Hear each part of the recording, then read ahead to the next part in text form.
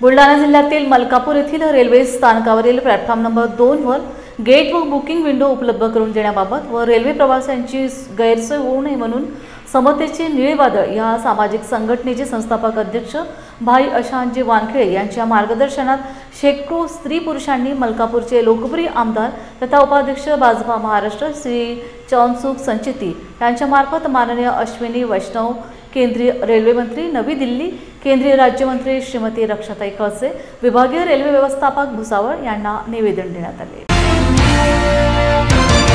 Railway प्रशासनाने platform क्रमांक 2 कडून एक मोठी कॉन्क्रीट वॉल संरक्षण भिंत त्या ठिकाणी उभी केलेली आहे, खरंच आहे। ही भिंत जर पूर्ण झाली तर मग या परिसरातील लोकांना दवाखाना असेल किंवा काही एखादी इमर्जन्सी काम असेल तर लाल किल्ला खालून जाण्यापलीकडे कोणताही मार्ग राहणार नाही। दुसरी गोष्ट, तिकीट घ्यायचं असेल, रेल्वेत जायचं असेल